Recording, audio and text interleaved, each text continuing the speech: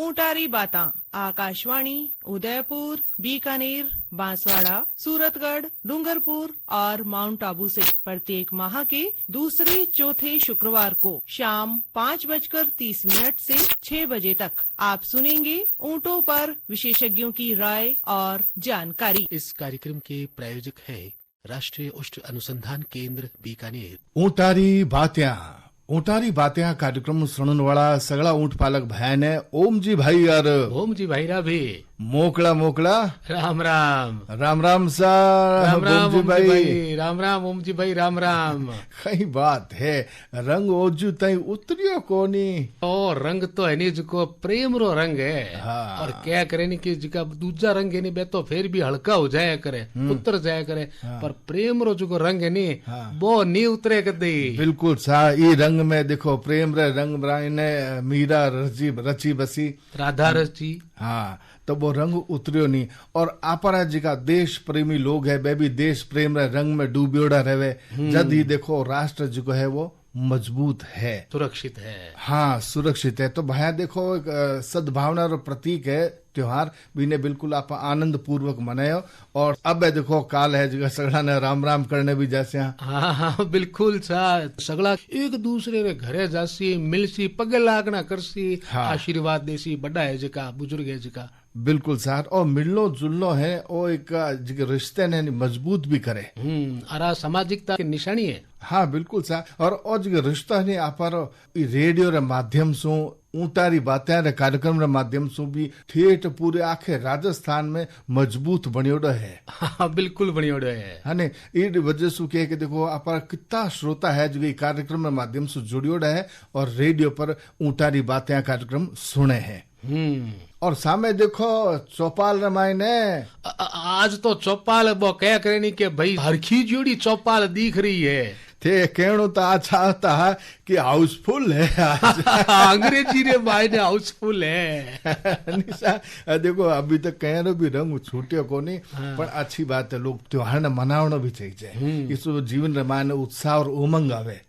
और एक दूसरे से जुड़ने रहो आत्मीय संबंध बनाने रहो एक अवसर मिलिया करे। अभी अवसर ने कोई छोड़ने को नहीं चाहे। हाँ चूकनो नहीं चाहिए जिका भी आपारा जिका त्योहार बनोड़ा है। हाँ। ए होली दीपावली जड़ा तो ए है ही इड वास्तरी कि जीवन रे मायने आपारे कहीं उमंग रेवे खुशहाली रेवे प्रेम रंग रेवे एक दूसरे रो सहयोग करता रेवा। और जो ऊंटारी बातें कार्यक्रम है नी वो भी यहाँ पर तो एक त्योहार आल जे है। देखो हर श्रोता और आप देखो सामाजिक चौपाल में नी ई रंग में डूबन ने आ जाए करे। और नई जानकारी सब देखो कॉपी पेन भी साथे लावे। और क्या भी करे कि ज्ञान रो जो रंग है नी। हाँ। वो तो आपरी छठा बिखेरी है। बिल्कुल साहब मेरी महक तो देखो यही लोगों ने महसूस हो जावे।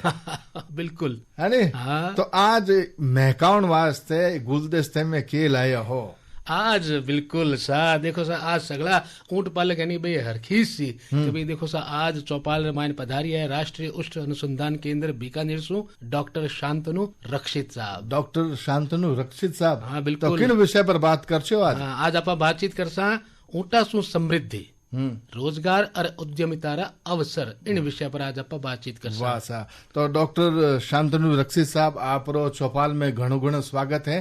और आपने में करा राम राम सा। राम राम सा सबको मेरा राम राम और होली का बहुत बहुत बधाई। घणे मानसो आपने भी बधाई। और आज जी भोमजी भाई बताया कि ऊंटा सु समृद्धि रोजगार और उद्यमिता रो अवसर इन विषय पर आज आप बातचीत कर सा। तो पहलो प्रश्न मैं पूछ लूं कि आज थे पूछो आज आज्ञा है आप? बिल्कुल अरे आज्ञा कही थे पूछो भाई। तो डॉक्टर साहब से पहला मैं आपसे वो जानना चाहा कि राजस्थान में ऊंट आधारित उद्यमिता रो महत्व और उनारो अवसर कई है। देखिए ऊंट तो हमारा संस्कृति में बहुत ही महत्व है। और जब इसी एक संस्कृति से जुड़ा हुआ ऊंट हमारा आय का भी स्रोत बन जाता है उद्यमिता का स्रोत बन जाता है तब तो बहुत ही अच्छा हो जाता है। हमारे बहुत सारे लोग हैं जैसे रायका हो गया ये लोग ऊंट आधारित आजीविका पर ही निर्भर करते हैं। हमारे पश्चिमी राजस्थान जो है जैसलमेर बीकानेर बाड़मेर इसी सब जिले में सबसे ज्यादा ऊंट मिलता है। ठीक है लेकिन धीरे धीरे ऊंट का संख्या कमते जा रहा है। तो हम लोग को भी जो पहले जिस तरीके से काम में लिया जाता था अब नया नया उद्यम का अवसर बन के आ रहा है, लेकिन हम उसको उतना अच्छे से ले नहीं पा रहे। तो अगर उसको अच्छे से ले पाएंगे तो हम ऊँट को भी बचा पाएंगे और अपना आमदनी भी बढ़ा पाएंगे। ऊँट को सिर्फ ऐसे ना देखा जाए कि भार खींचने वाला जानवर है, वो हमारा बहुत सारा आय का स्रोत बन सकता है, बहुत सारे उस पर आधारित होके एंटरप्रेन्योरशिप डेवलप हो सकता है। इसको समझना होगा और इसको फायदा लेना होगा, और फायदा लेने का सबसे ज्यादा अवसर हमारे इसी एरिया में है, इसी पश्चिमी राजस्थान एरिया में। बहुत बढ़िया जानकारी दी साहब। बात करी डॉक्टर साहब के भाई ऊँट पालन शू आय बढ़नरी, तो डॉक्टर साहब ऊँट पालन शू आयरा महताऊ स्रोत किसा किसा है और उनकी आर्थिक संभावनावा कई है? देखिए, जितने लोग ऊँट से जुड़े हुए हैं वो कई प्रकार से इससे आमदनी करते हैं। जैसे कुछ लोग हैं जो ऊँट का प्रजनन कराते हैं और जो बच्चे होते हैं वो थोड़ा बड़ा होने के बाद मेले में या दूसरे जगह पे उसको बेच देता है, जो दूसरे हमारा किसान है उसको खरीद लेता है खेती में काम में लेने के लिए। फिर कुछ लोग हैं जो ऊँटनी का दूध से जुड़ा हुआ है, ऊँटनी का दूध और दूध से बने उत्पाद ये सब से जुड़ा हुआ है। कुछ और लोग हैं जो मतलब मनोरंजन या पर्यटन से जुड़ा हुआ है, ऊँट आधारित जो पर्यटन है उससे जुड़ा हुआ है, उससे उसको आमदनी हो रहा है। ऐसे ही ऊँट से बने दूसरे उत्पाद भी है जिससे भी बहुत सारे लोग बहुत इनकम कर रहे हैं। जो बाल हो गया, हड्डी हो गया, खाल हो गया, ये सबसे आमदनी हो रहा है। बिल्कुल ठीक सा। और अब एक जानकारी और आपसे चाहवा कि ऊँटनी रे दूध रा प्रमुख पोषण और औषधीय लाभ बाबत आप थोड़ी सी हमारा जगह ऊँट पालक के भी जानकारी दियो सा। देखिए, ऊँट पालक और जो हमारा आम जनता है दोनों के लिए ऊँटनी का दूध का महत्व जानना बहुत जरूरी है, क्योंकि अगर ऊँट पालक ऊँटनी का दूध तो निकाल रहा है लेकिन उसका अगर बेचना है तो ये बहुत जरूरी है कि वो कैसे उसको बेचे, उसका जब तक उसका महत्व, उसका जो न्यूट्रिशनल वैल्यू है इसका पता ना चले तो बेचने में भी दिक्कत आएगा। और जितना ज्यादा आम जनता को भी पता होगा वो उतना ज्यादा खरीदने में इंटरेस्टेड होगा। तो ऐसे देखा जाए ऊँटनी का जो दूध है वो बहुत सारे औषधीय गुणों से भरा हुआ है। हमारे देश में डायबिटीज जो मधुमेह है वो बहुत तेजी से बढ़ रहा है, और ये अब ऐसा नहीं है कि सिर्फ ये बुजुर्ग लोगों का एक बीमारी रह गया, ये बच्चों में भी होना शुरू हो गया। तो ऊँटनी का दूध ऐसे जैसे डायबिटीज हो गया, टीबी हो गया, ऑटिज्म हो गया, और भी बहुत सारे हैं जिससे बहुत अच्छा काम करते हैं। ठीक है, इसमें हमारा जो विटामिन और मिनरल्स बहुत सारे बहुत ज्यादा मात्रा में है। जैसे हम लोग जब इम्यूनिटी कम हो जाता है तो लोग विटामिन सी लेते हैं या जिंक लेते हैं, तो ये सारी चीज ऑलरेडी ऊँटनी का दूध में ऑलरेडी बहुत ज्यादा मात्रा में है दूसरे दूध से अगर हम तुलना करें तो। और फिर ये भी है कि इसमें फैट भी कम होता है, तो इसीलिए जिसका दिल का बीमारी है, हार्ट का प्रॉब्लम है, उसके लिए भी ये अच्छा काम करेगा। ठीक है, दूसरे लोग तो मतलब जिसका हार्ट का बीमारी है दूध पीने में डरते हैं या उसको मतलब जो बासा है उसको हटा के पीते हैं, इसमें ऑलरेडी बहुत ज्यादा कम है, तो उसके लिए भी बहुत अच्छा होता है। बिल्कुल सर। बात अगर आप करा उद्यमिता री, रोजगार री, तो ऊँट सु बनने वाला बायो प्रोडक्ट यानी कि उप उत्पाद किसा किसा होया करे और उनका व्यावसायिक उपयोग कई है, इन बाबत आप माने जानकारी दो सर। हाँ, जैसे एक तो दूध का बारे में तो हो गया, और दूध से अलावा भी जैसे खाल ऊँट का चमड़ी से, ठीक है, बहुत अच्छा प्रोडक्ट बनता है। ऊँट का हड्डी से भी प्रोडक्ट बनता है, ऊँट का ऊन से बनता है, ऊँट का चमड़े जो है वो बहुत दिन चलता है, उससे जो प्रोडक्ट बनेगा वो बहुत दिन चलता है, वो बहुत हल्का होता है और उसका जो बनावटी है वो भी बहुत अच्छा होता है। तो इसके लिए इसका बहुत ज्यादा डिमांड है। फिर ऊँट का जो हड्डी है उससे हाथी का दांत जैसा सुंदर प्रोडक्ट बन सकता है, तो उससे ज्वेलरी जो हो गया या मतलब जैसे बॉक्स टाइप का, इस टाइप का छोटा छोटा जो डेकोरेटिव आइटम्स है वो बहुत अच्छा बन सकता है और बनते भी है, उसका बहुत अच्छा मार्केट है। लेकिन इसके बारे में जागरूकता नहीं है, तो मैक्सिमम टाइम क्या होता है वो हड्डी मतलब कलेक्शन नहीं होता है या ऐसे ही खराब हो जाता है। लेकिन इसका बहुत अच्छा डिमांड है दुनिया में, इसके बहुत अच्छा प्रोडक्ट बन रहा है। हम सिर्फ उसको अगर बनाएंगे तो बहुत अच्छा लाभ मिल सकता है, बहुत अच्छा लाभ मिल सके। बस इस वास्ते देखो ऊँट पालक भाई आपने जानकारी होनी बहुत जरूरी है। जब तक थे जागरूक रहो आप तो आपने भी फायदो भी भांत रो मिल सके। और अब डॉक्टर साहब मैं आपसे जानना चाहवा हाँ कि बात करा मनोरंजन री, तो इन क्षेत्र में ऊँट री कई भूमिका है। देखिए पर्यटन के लिए तो राजस्थान को जाना जाता है, मतलब इतने ज्यादा हमारा इंडियन और फॉरेन टूरिस्ट राजस्थान में आता है, और जो भी राजस्थान घूमने आता है वो अगर ऊंट नहीं देखा या ऊंट का सफारी नहीं किया, सवारी नहीं किया, तब तक उसका मतलब पूरा नहीं होता राजस्थान सफर। ठीक है, तो अलग अलग जगह पे अलग अलग तरीके से ऊंट को मनोरंजन या कहे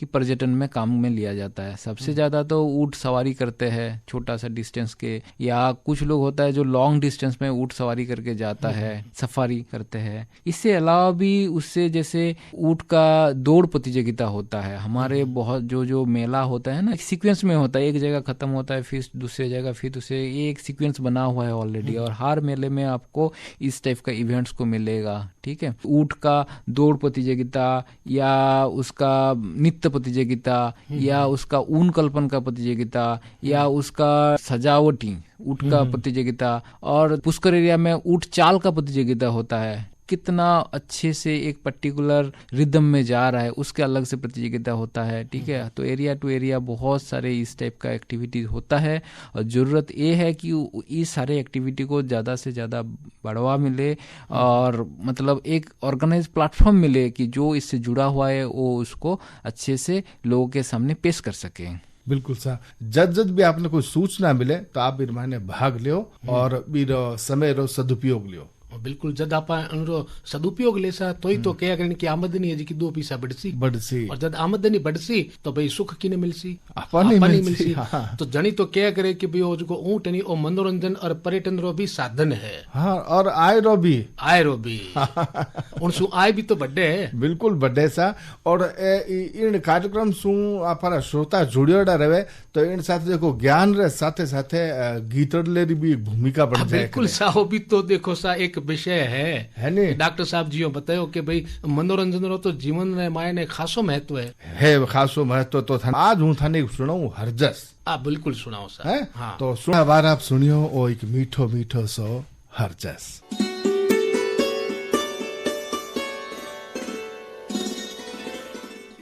मैं डॉक्टर राजेश कुमार सावल, राष्ट्रीय उष्ण अनुसंधान केंद्र बीकानेर। यह केंद्र ऊंटों के संवर्धन एवं अनुसंधान के क्षेत्र में कार्यरत है। समस्त ऊंट पालक भाई बहन इस क्षेत्र से जुड़कर अपनी समस्याओं का निदान पा सकते हैं एवं व्यवसाय हेतु जो लाभ उठाना है वो उठा सकते हैं। इसके लिए राष्ट्रीय उष्ण अनुसंधान केंद्र द्वारा प्रायोजित कार्यक्रम ऊंटारी बाता माह के दूसरे और चौथे शुक्रवार को शाम 5:30 से 6 बजे तक जरूर सुने। राष्ट्रीय उष्ण अनुसंधान केंद्र बीकानेर। इन बेड़ा आप से सुन रहा हो आकाशवाणी बीकानेर ढोला मारू चैनल री प्रस्तुति ऊंटारी बात्या। और आज चौपाल में जानकारी देवन स्वरूप पधार्या है राष्ट्रीय उष्ण अनुसंधान केंद्र बीकानेर से डॉक्टर शांतनु रक्षित।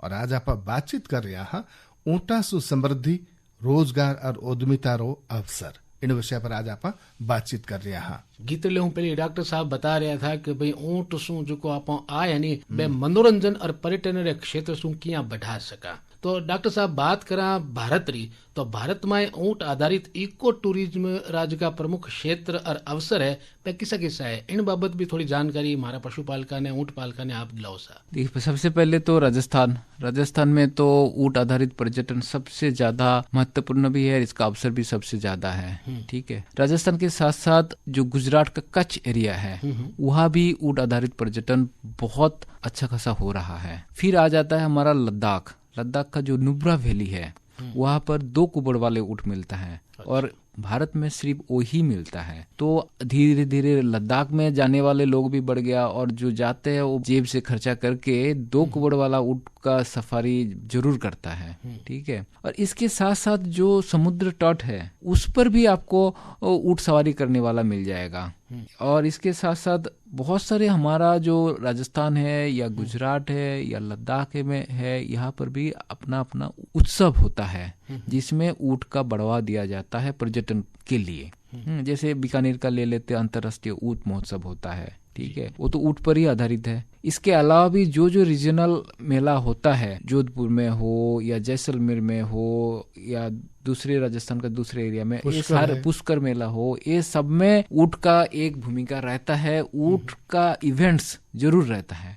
पुष्कर तो ऊँट आधारित जो पर्यटन के लिए सबसे ज्यादा फेमस है। कच्छ में रण उत्सव होता है जो बहुत लंबी चलता है, लगभग नवंबर महीने से शुरू हो जाता है, फरवरी तक चलता है, मतलब पूरा ठंडी का जो मौसम है रण उत्सव चलता है। और अब एक बात आप सो जानना चाहवा कि ऊंट आधारित पर्यटन व्यवसाय से जुड़ियो एक उद्यमी ने किन महत्व बातारो ध्यान रखना चाहिए? जैसा देखिए, पर्यटन का जो व्यवसाय है वो मतलब इसका कह सकते हैं कि नेचर धीरे धीरे चेंज होते जा रहा है, लोगों का संख्या भी बढ़ रहा है और नेचर भी चेंज हो रहा है, लोग बहुत ज्यादा जागरूक हो रहा है। तो हम लोग को तो पहले बात वो जो आ रहे पर्यटक है उसका किसमें पसंद है, किसमें संतुष्टि है, ये सब के बारे में ज्यादा से ज्यादा जानकारी रखना होगा। और ऐसा जो भी एक्टिविटीज लेंगे उसमें जो पर्यटक है उसका सुरक्षा का बहुत अच्छे से ध्यान रखना पड़ेगा। ठीक है, ऐसा कोई भी ना हो जाए इवेंट्स जिससे पर्यटक को किसी भी प्रकार कोई चोट पहुंचे। जी, ठीक सुरक्षा है? और पूरा ध्यान सुरक्षा का पूरा ध्यान रखना पड़ेगा। दूसरा है जो ऊँट को हम पर्यटन में ले रहे, मनोरंजन के ले रहे, उसका स्वास्थ्य का ध्यान रखना पड़ेगा। ऐसा कुछ भी ना किया जाए कि उसका स्वास्थ्य पर मतलब प्रेशर आ जाए, उस स्ट्रेस में आ जाए, इसका ध्यान रखना पड़ेगा। उसको सही से मतलब जो भी उसका न्यूट्रिशन है वो देना पड़ेगा। हम इतना ज्यादा उसका ना ले कि वो एग्जॉस्ट हो जाए। फिर आ जाता है कि अगर पर्यटन के साथ साथ जो प्रोडक्ट्स हम सेल कर रहा है उसका जो क्वालिटी है उस पर भी ध्यान रखना पड़ेगा। अगर दूध से बना हुआ प्रोडक्ट है तो उसका भी एक सेल्फ लाइफ होता है, तो उसका ध्यान रखना पड़ेगा। अगर चमड़े से है तो उसका भी क्वालिटी का ध्यान रखना पड़ेगा। जो भी है जेन्युइन प्रोडक्ट्स पर्यटकों को मिले ये निश्चित करना होगा। ठीक है, अगर एक बार जेन्युइन प्रोडक्ट्स पर्यटकों को मिला वो दोबारा आएगा, वो दूसरे को भी बताएगा, तो ही लेना पड़ेगा। और एक महत्वपूर्ण बात, इसमें जो भी लोग जुड़े हुए हैं उससे आपस में एक नेटवर्किंग का जरूरत है। नेटवर्किंग होने से वो ऑर्गेनाइज्ड होता है, इसका मतलब लाभ बहुत अच्छे से उठा पाते हैं। जो भी इसका मतलब ऊँट आधारित पर्यटन या जो भी उद्यमी से जुड़ा है, हमारा हमेशा ये निश्चित करना होगा कि सबसे ज्यादा लाभ अल्टीमेटली जो ऊँट पालक है उनको मिले। तो हमको ये भी इंश्योर करना होगा कि जो एक्चुअल ऊँट पालक है उस इवेंट से, उस एक्टिविटीज से उनको फायदा मिले। बहुत बढ़िया जानकारी दी कि भाई जो फायदो है ई ऊँट व्यवसाय सु वो होने वालो जो फायदो है वो ज्यादा जो फायदो है वो ऊँट पालक ने हुए। और कह भी करे कि भाई तापारा कहता आया है कि भाई देखो कोई भी काम करो नहीं, चाहे वो सामाजिक काम करो या तो कोई व्यवसाय करो, तो उनरे मायने सहयोग जो है नहीं बहुत जरूरी हुआ करे। हाँ। सहयोग बिना कोई भी काम नहीं हुए। हाँ। तो बात डॉक्टर साहब आपा केंद्र सरकार की करा या राज्य सरकार की करा, डॉक्टर साहब केंद्र सरकार ऊँट पालका और ऊँट आधारित उद्यमिया माए उद्यमिता विकास ने किन तरह बढ़ावा दे रही है, इन बाबत आप थोड़ी जानकारी दो सा। देखिए, इसमें तो सबसे जो मतलब रिसेंट और इम्पोर्टेंट है वो है राष्ट्रीय पशुधन मिशन। ठीक है, ये हम सेंट्रल गवर्नमेंट का एक मान लीजिए बहुत बड़ा फ्लैगशिप प्रोग्राम है। तो अब इसमें भी ऊँट को शामिल कर लिया गया है। तो इसमें हमेशा इसके अंदर एक गतिविधि होता है स्वदेशी घोड़े, गधे और ऊँट का उद्यमिता विकास। तो इसके अंडर में कोई भी मान लीजिए ऊँट का ब्रीडिंग फार्म बनाना चाहते हैं, उसके लिए अच्छा सब्सिडी मिलेगा। जो खर्चा होगा टोटल उसका 50% उसको मिलेगा। और सबसे अधिक बोले तो 50 लाख तक मिल सकता है। कोई इंडिविजुअल फार्मर्स हो या वो कोई सेल्फ हेल्प ग्रुप बनाया या एफपीओ बनाया, ये सारे लोग इसके थ्रू लाभ ले सकता है। जैसे अगर उसके एक रेशियो बना हुआ है कि 10 उठनी है, एक ऊँट है तो इतना रुपया मिलेगा, अगर अकेला पस्तरलिस्ट है तो उसको इतना मिलेगा, ग्रुप है तो इतना मिलेगा। और सबसे ज्यादा है कि 50 लाख तक मिल सकता है। अगर किसी के पास 100 उठनी और 10 ऊँट है, ठीक है, उसके ब्रीडिंग फार्म बनाना चाहते हैं तो 50 लाख तक मिल सकता है। तो जितना ऊँट उस पर डिपेंड, मतलब 3 लाख से लेके 50 लाख तक उसका रेंज है। कितना उठनी और ऊँट के रेशियो पर ब्रीडिंग फार्म बनाने से उसको जो भी खर्चा होगा उसका हिसाब से उसको 50% तक मिल सकता है। पहले बहुत इसका लाभ तो दूसरे जो जानवर से जुड़े हुए लोग हैं उन्होंने काफी उठाया है, ऊँट इससे शामिल नहीं था। अब ऊँट उसमें आ गया। ऊँट तो मतलब ऊँट से जो जुड़े लोग हैं इसका फायदा उनका, अगर मतलब उनको इसके बारे में जानकारी का बहुत जरूरी है। और वो मैं तो कहूँगा वो लोग जल्दी इसमें ज्यादा से ज्यादा अपना एप्लीकेशन भेजे, उसके लेने का प्रयास करे इस लाभ को। जी। और अब मैं एक छोटी सी बात और आपसे पूछना चाहूँ, है मैं तो बात वैश्विक बाजारी बात करा तो ऊँटनी रे दूध और ऊँटनी रे आधारित उत्पादन री संभावना कहीं है? देखिए, ये एक ऐसा है कि जो बढ़ते ही जा रहा है और बढ़ते ही जाएगा अभी रिसेंट टाइम में, तो क्योंकि जैसे जैसे लोगों का ऊँटनी के दूध के महत्व बारे में पता चलेगा तो उसका डिमांड बढ़ जाएगा और उसको लेने के लिए मतलब उसको खरीदना चाहेंगे।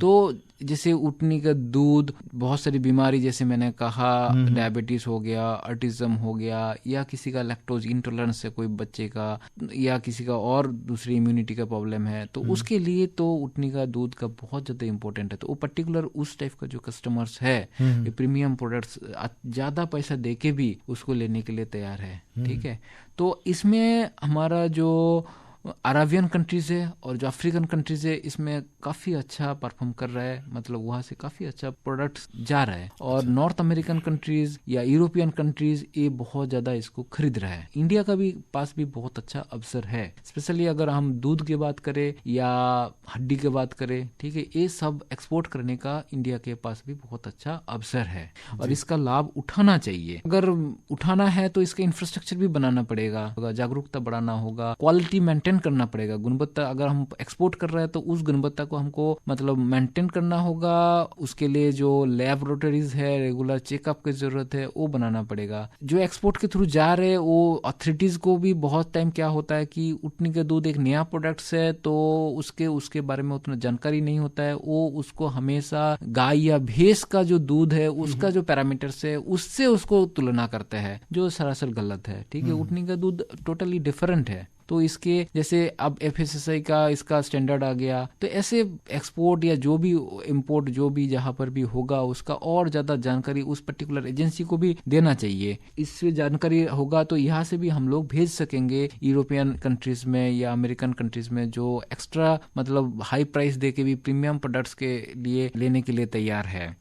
तो हमारा वैल्यू एडेड प्रोडक्ट्स या कॉस्मेटिक प्रोडक्ट्स, ये सब में इसका यूज हो रहा है और ज्यादा होगा। उम्मीद है कि जितना ज्यादा ई कॉमर्स का भी अब यूज हो गया, ठीक है, तो ऑनलाइन भी इसका ट्रेडिंग शुरू हो गया, तो अब धीरे धीरे बढ़ेगा इसका। तो इसका अगर हमारे इंडियन जो मतलब एंटरप्रेन्योर है इसका फायदा ले तो मतलब वो बहुत ज्यादा अच्छा लाभ मिल सकता है। जागरूक बनाया जाए जो इसके साथ कंसर्न्ड है, तो इसका बहुत स्मूथली इसका एक्सपोर्ट हो सकता है। जी जी जी जी। सरकार आपकी तरफ से देखो डॉक्टर साहब खूब प्रयास कर रही है, और प्रयास राष्ट्रीय उष्ण अनुसंधान बीकानेर भी खूब कर रही है कि समय समय पर शिविर भी लगावे और इन भातरी जानकारी देवे, बियाने प्रशिक्षित भी करे। जागरूक अपन खुद नहीं होना पड़सी सा, और जागरूक अपन समय ने ले पर भी रहना पड़े। वो तो जरूरी है भाई, हनी समय रे साथ चलना चाहिए। बखत भी हो रही है, बातें सु तो देखो मन भरी जाए कोनी, जितनी अच्छी अच्छी जानकारी दे रही है, सोचा और ले लिया पर एक बखत रो भी मान सम्मान अपन राखना पड़े सा। तो देखो साहब है आज चौपाल में जानकारी देने से पधारिया राष्ट्रीय उष्ण अनुसंधान केंद्र बीकानेर से डॉक्टर शांतनु रक्षित, और आज आप बातचीत करी ऊँटा सु समृद्धि, रोजगार और उद्यमिता रो अवसर। तो डॉक्टर शांतनु रक्षित साहब आप चौपाल में पधारिया, बार ऊँट पालका ने बहुत ही अच्छी और बढ़िया जानकारी दी। इन सर मैं आपने देवा धन्यवाद और करा राम राम सा। राम राम सा।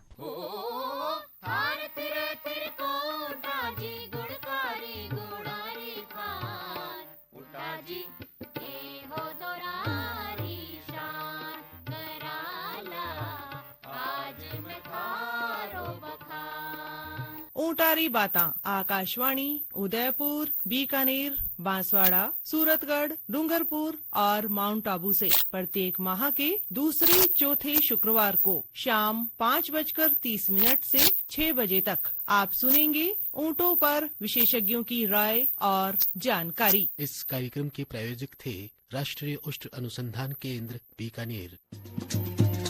इन कार्यक्रम रा संयोजक श्री अमित सिंह और प्रस्तुति ही श्री महेश्वर नारायण शर्मा ने। सहभागिता थी राम सहाय हर्ष और चंद्रशेखर जोशी री। हमें माने आगे दिराव सा मोकड़ा राम राम सा।